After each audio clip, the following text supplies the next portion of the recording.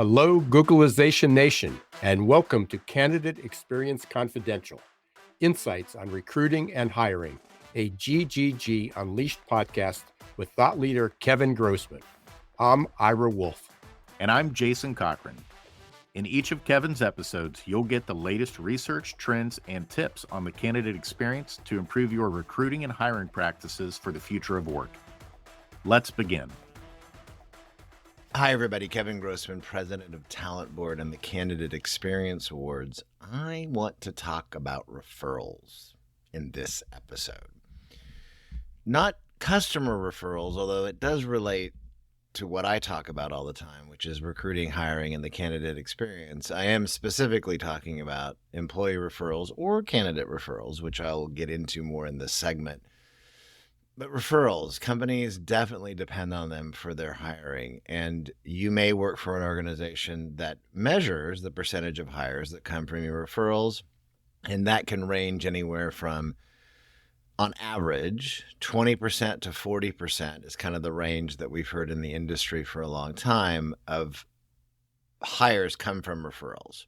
That's a big chunk of the people that you want to help grow and sustain your business today. And the fact of the matter is that you do definitely depend on referrals. All companies do, regardless if you're a B2C or you're a B2B company. But I want to talk about referrals. Again, referrals for taking jobs at your organization or be interested in your jobs. Now, you may have a referral plan, like a bonus plan, where you offer bonuses to your employees who make those referrals, especially if those individuals are hired and end up staying for 90 days, 3 months, 6 months, whatever that agreement entails when it comes to your potential referral bonuses that you may pay out, or maybe you don't. What I want to talk more about is that the fact that you can easily lose referrals based on delivering a poor recruiting, hiring experience and a poor candidate experience. And one of the things that I talk about a lot is that if you are a B2C company, a business to consumer company, you also potentially can lose customer referrals. So again, I kind of loop back to what I first referenced when I said we're not going to talk about customer referrals. I'm going to kind of go back and forth on that because there is a business impact from the B2C side if you lose customers that aren't willing to buy your stuff, right? So that definitely is a customer, but it's going to be limited to B2C companies.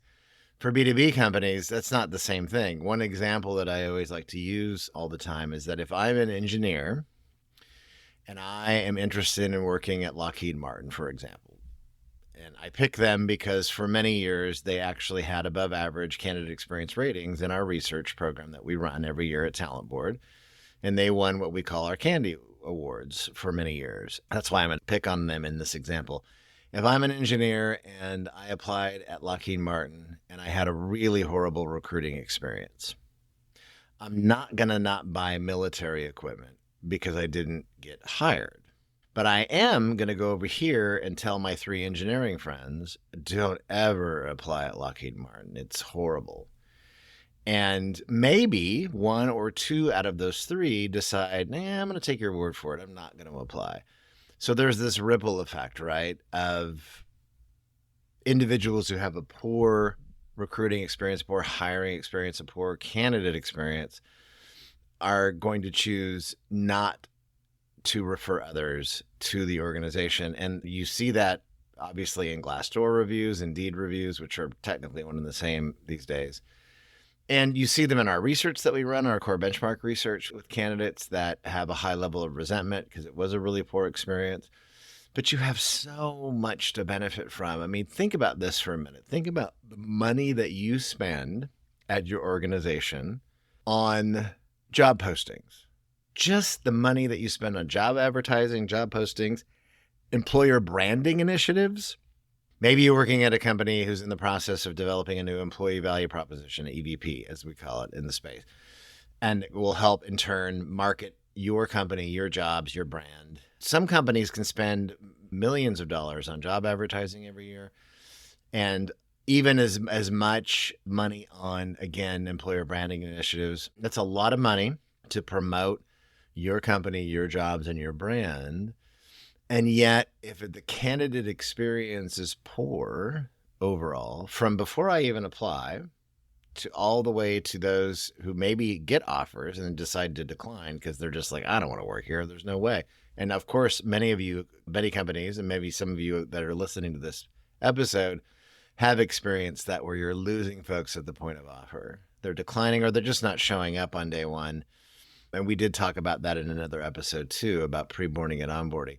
But all of those things, every single positive, negative, and neutral experience that a candidate has will impact their willingness to refer to an organization at any given time. And it can change just like that, depending on if one day it was a great experience and I'm totally running high and I'm excited about referring my friends to this company, even whether I get hired or not, which I'm going to share some stats in a minute about that.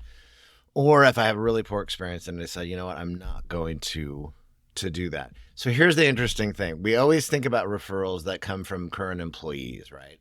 Employees at your organizations that are willing to refer their friends, and that's really important. But take a step back from that first. Think about the sheer volume of people that are applying for your jobs who are not getting hired at the end of the day. And that's the majority of people, right? I research, I apply, that's the end of the road for many candidates. And even if I get screened or interviewed, then there's still only going to be one person, again, theoretically. I know it varies across job types, but one person who's going to get that job and everybody else doesn't, right? So again, think about the numbers I've already shared. 20 to 40% of your hires potentially come from referrals.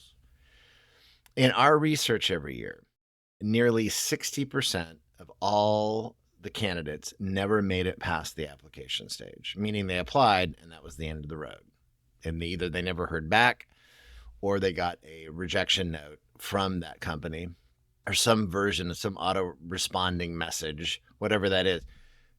That is the reality, actually. That's actually a real-time number. I mean, the majority of people who apply for a job just aren't qualified enough to be screened or interviewed. In our research, as well as in real life, 90% of all the candidates were not hired. They did not get the job at the end of the day. They were either outright rejected at some point during the process, or that, again, they claim they never heard back.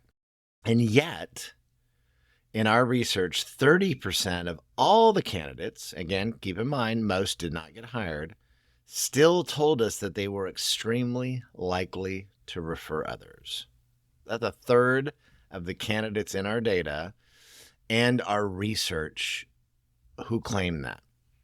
And not a lot of companies that I've talked to over the years consider rejected candidates to be a referral pool. I am hearing more of that these days in the past few years, considering how volatile the market's been, and more candidate ghosting than ever too as well. So that's really important to know. But for those of you who are still naysayers, for example, and what I mean is you're still saying, well, no, it's really employees who refer, and I'm not going to count on rejected candidates. Okay. Then what I'm going to tell you from our data and research, that nearly 18% of all those who said they were a current employee, because we can partition our data in a lot of different ways, those who said that they were a current employee never made it past the application stage. So just under 20%. 45% of all the current employee candidates were not hired. Now notice that's a much smaller number than the 90%, twice as much of those who just researched and applied and didn't get the job at the end of all candidates, not just current employees. So a much higher rate of current employees, again, actually do get hired, especially for those that are looking to stay at the organizations they're in for internal mobility opportunities, which is another topic for another time that we can cover too. And lastly, nearly 50% of all the current employee candidates in our data told us they were extremely likely to refer others. That is much higher than the 30% of all rejected candidates. That's a pretty big deal, right, at the end of the day. And so the whole point of that is a poor candidate experience will definitely cost you referrals. Period. End of sentence. We know that. And in our data and research, by the way, those who have above average candidate experience ratings are even that much more likely to refer overall. So think about this for a minute. what are the things that impact my willingness to refer? I said big picture, of course, a more positive candidate experience, but these are some things that you have control over, right? I mean, if you are communicating and engaging candidates, all your job candidates, external and internal alike, in a very timely fashion, you're ensuring that there's expectation setting, that there's transparency, there's follow through on next steps, even if the next steps are short-lived because they're just not qualified enough to move on.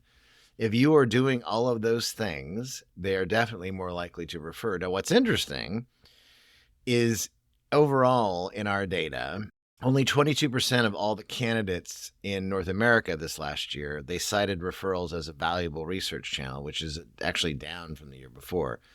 It doesn't seem like that was that important to the candidates, but it's definitely a big deal because referred candidates said they would increase their relationship with employers 57% more often. That means not only referring others, but applying again, making purchases if and when applicable. So referred candidates definitely have a stronger relationship, employee or not, with an organization at the end of the day. But the timely communication. So think about all the things that you're doing. Somebody applies for a job. What are you telling them out of the gate? Thank you very much. We are going to make a decision in the next 2 weeks. We'll get back to you if you're qualified. That's not always the best way to do that, but that's as long as they're getting some information from you, right? At the end of the day. But be timely about that. In fact, we recommend for those who just aren't qualified after they apply, within 3 to 5 days, let them know. Period. Whether you're a large organization, a small company, it doesn't really matter at all. 3 to 5 days max. Let the candidates know. And I'm telling you, that population that has a very limited experience anyway, because they apply and they're just not qualified enough to move on.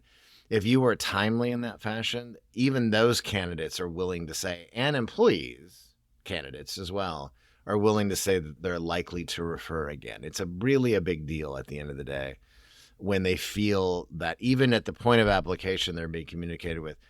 And then the same thing with those who are getting screened and interviewed. And I'm going to share one more tidbit before I wrap up this segment about the benefits of a positive candidate experience impacting referrals.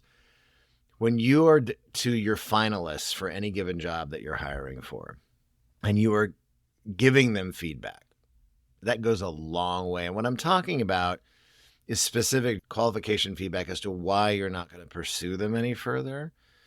That goes a long way with candidates. And I know some of you out there, you may even have legal counsel internally, or you're adverse to giving feedback. You worry about litigation. The highest rated companies in our research are giving feedback regularly to finalists. Again, not people who just applied, people who made it through the final stages of screening and interviewing, but you're not going to give them that offer this time. Giving them feedback, they are 50% more likely to refer others. That's a huge jump with finalists that, again, didn't have everything that you wanted and you chose somebody else over them, but let them know why. Give them some feedback. That really impacts your referrals dramatically. So I definitely wanted to share that last tidbit. So just to remind everybody again, referrals definitely are important to you all at the end of the day. Again, whether you're a store down the street or you are a large multinational conglomerate employer from around the world, it makes a big difference in your recruiting and hiring. You depend on the referrals. And so consistent communication and feedback loops are what help you get more referrals at the end of the day. So I hope you enjoyed this episode, and we'll have more in the months to come. That's it for today's episode. Thank you for tuning in and learning what's ahead for the future of recruiting and hiring. We'll be back next month with Kevin for another episode. But until then, please visit the Talent Board's website for additional resources at thetalentboard.org. And remember, don't let the shift hit your plans.